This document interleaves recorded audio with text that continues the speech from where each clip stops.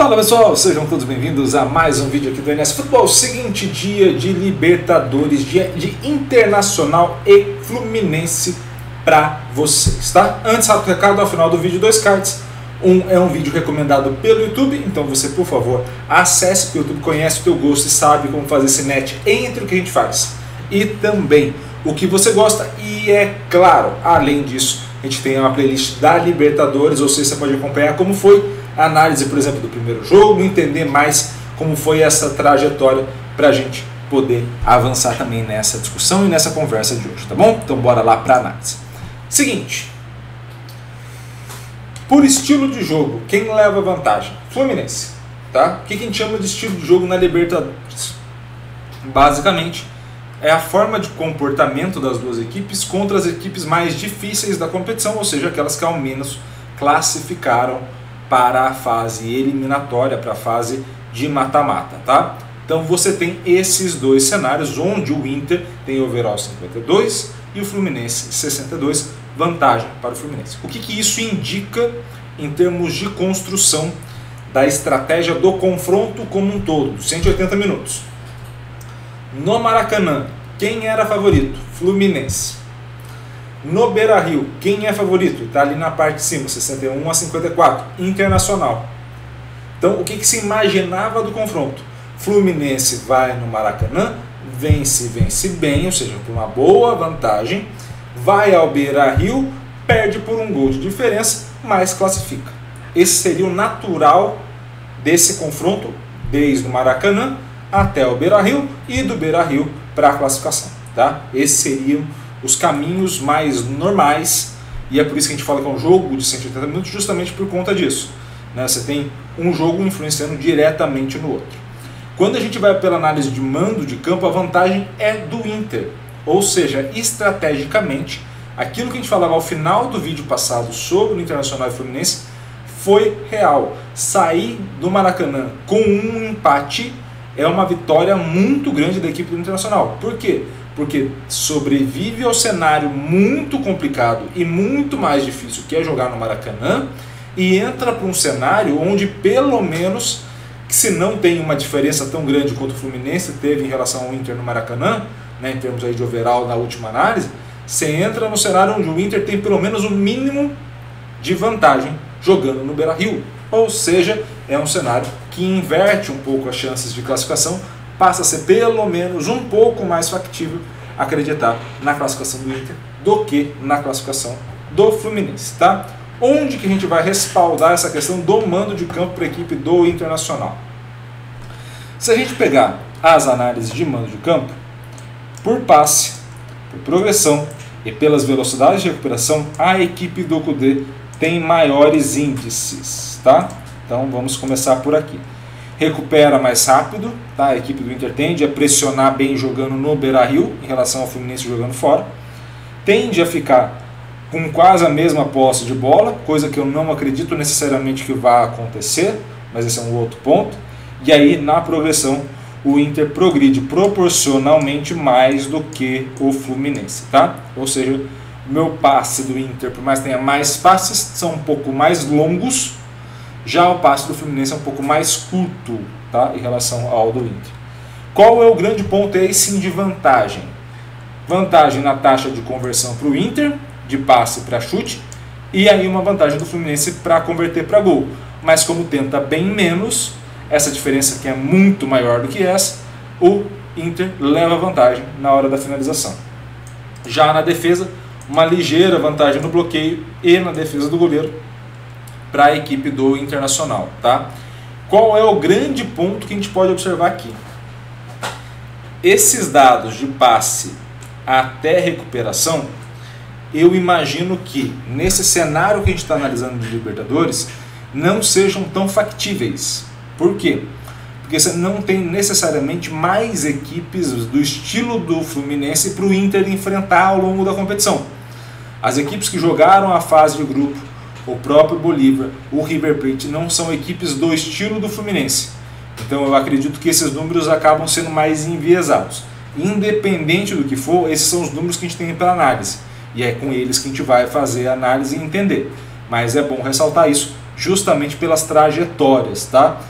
Se for um confronto, por exemplo, mais à frente, né, na final, por brasileiros, ou seja, o Palmeiras classificar do lado e qualquer uma dessas duas equipes classificar desse, a gente vai fazer uma análise e comparar não só o perfil na Libertadores, mas também no Brasileirão, tá? Para a gente entender as diferenças entre perfis de competição para as próprias equipes, tá?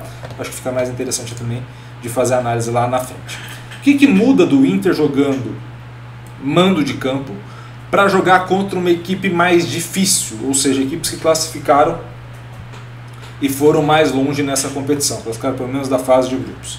O Inter apresenta em laranja o que a gente acabou de analisar e em azul perfil mais difícil. O Inter apresenta uma queda, então você tem uma queda de passe, queda de chute, queda de progressão, queda das velocidades de recuperação. Você também apresenta uma manutenção do bloqueio e uma manutenção da defesa. E uma queda na sua taxa de conversão. Por isso que o Inter cai quando a gente vai para o estilo, justamente porque ao aumentar a dificuldade do adversário, você tem uma queda geral de produção também, tá? Onde se sustenta um pouco mais na defesa, tá? Mas o restante apresenta uma queda. E o Fluminense? Fluminense jogando fora de casa em laranja e jogando pelo perfil de clubes, ou seja, contra as equipes mais difíceis, em azul. Você tem a manutenção da velocidade de recuperação, você tem a manutenção da progressão, ou seja, a forma como a equipe joga não muda tanto, tá? Já é um cenário difícil, jogar contra adversários difíceis também são cenários parecidos para a equipe do Fluminense. O que acontece eu tenho um aumento da finalização, ou seja, o adversário gera um pouco mais de espaço para mim. Eu também tenho um aumento da qualidade da finalização, o adversário não só libera mais espaço para a finalização, mais finalização frontal ao gol. Eu tenho uma manutenção da defesa, apesar do índice ser baixo, tá? Nos dois cenários. E aí eu tenho um aumento do bloqueio, ou seja, eu estou mais concentrado à defesa para poder fazer, até porque eu tenho uma queda nesses índices, por exemplo, quando comparado ao mando de campo favorável, tá? Então esse é o cenário que a gente vai analisando. Você passa a ter um Fluminense mais efetivo contra equipes mais fortes, um pouco menos de posse, um pouco mais de efetividade, e você tem um Inter que sente as dificuldades de jogar contra os adversários mais difíceis, mas que pode pesar a favor o Beira-Rio, tá? Quando a gente vai também para a análise das duas equipes, a gente pode identificar os pontos de fortalezas e fragilidades dessas duas equipes, tá? Isso através das escalações. Então você tem o Roquete, você tem o Mercado e o Vitão, e aqui uma nota um pouco mais baixa do Vitão em relação aos demais, eu vou colocar um pouco mais baixo, abaixo de 60, tá? Os dois laterais, Hugo Malo e René, estão indo muito bem, né? 9-1 e 8-2, aí para o René obviamente fica muito marcado o último jogo, mas o restante da Libertadores ele fez bem, tá? Aí você tem um ponto muito forte dessa equipe do Inter. O Aranguiz, por mais que tenha uma nota mais baixa, 56, você tem o Johnny Cardoso e o Alan Patrick fazendo uma grande Libertadores, tá? O segundo melhor meia dessa Libertadores, só atrás do Veiga do Palmeiras. Quando você vai para esse trio ofensivo, aí você tem um trio excelente, Maurício 82, Wanderson 75 e Ener Valencia 69. Então você tem um trio muito bom. Você tem apenas 2 pontos de fragilidade numa equipe, e mesmo assim você pode colocar o Aranguiz jogando medianamente e o Vitão medianamente, não estão para baixo, não estão com notas 20, 30, por exemplo. Esse é o sinal que a equipe está muito bem equilibrada e muito bem treinada, tá? O Inter tende a concentrar mais bolas nessa região central, com uma saída pela esquerda aqui com o Wanderson, tá? E aí uma queda do Ener Valencia também para essa parte, que foi onde saiu justamente o cartão vermelho para o Samuel Xavier naqueles 2 choques com o Ener Valencia, que deslocava do centro e começava a aparecer um pouco mais pela esquerda para dar um suporte ali, ficava ele, Alan Patrick e Wanderson, tá? Quando a gente vai para a equipe do Fluminense, Fábio como melhor goleiro da competição até o momento 100, Nino 66 e Felipe Melo não vem fazendo as melhores da Libertadores possível, 41, Guga 42, ponto frágil justamente pela saída do Samuel Xavier no primeiro jogo, Marcelo 80 vem fazendo uma grande temporada com o Fluminense, André 79 e o Ganso vem apresentando uma queda muito grande de overall ao longo da temporada, tá? Isso geralmente isso vai indicando aqui dificuldades nesse encaixe, principalmente com esses 4 atacantes, caso o Fernando Diniz for manter. John Arias 100, o Keno 94, então os 2 pontos do Fluminense são muito bons. John Kennedy tem performado abaixo Ele até consegue mais finalizações, mas acaba desperdiçando muitas oportunidades de gol em relação, por exemplo, ao Cano, que tem a nota 100. Então aqui nesse cenário, você tem 4 jogadores aqui que podem gerar algum problema, seja na conversão, seja numa participação um pouco maior do jogo, cumprindo mais a função de meia de fato, ou quando você vai para a lateral direita ou para a zaga, você pode ter um pouco mais de dificuldade, tá? Já a equipe do Fluminense tende a construir mais as jogadas centralizadas, então aqui essa primeira parte de construção começa justamente com o Felipe Melo, com o Nino, Guga e Marcelo. Você tem esses 4 jogadores bem posicionados, com o André descendo para fazer um trio aqui na saída com os 2 zagueiros e formular também outros triângulos com os laterais aqui também, tá? Mais à frente você vai ter o Ganso se deslocando entre as 2 pontas para participar das jogadas que são construídas nessa faixa de campo, mais no corredor lateral. Aí passa a ter uma atuação maior do John Arias ou do Keno, e aí uma construção para tentar chegar nessa parte aqui com o Herman Cano, tá bom? Então essa é a análise.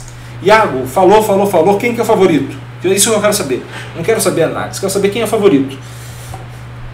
Em aberto. Esse está em aberto, de fato. Porque você tem um cenário muito favorável, que é mando de campo, e um cenário muito favorável para outra equipe, que é estilo de jogo. Então o que vai decidir nesses pontos e que são importantes? O primeiro gol. Tá? Por que eu falo do primeiro gol? Porque se a gente olhar, as 2 equipes tendem a converter gol. Mas estrategicamente, o Fluminense tem uma dificuldade muito grande de jogar contra equipes muito bem fechadas. E estrategicamente o Inter tem dificuldade de construir contra equipes que também possam estar muito bem fechadas, coisa que eu acho que o Fluminense não vai fazer mesmo vencendo, tá?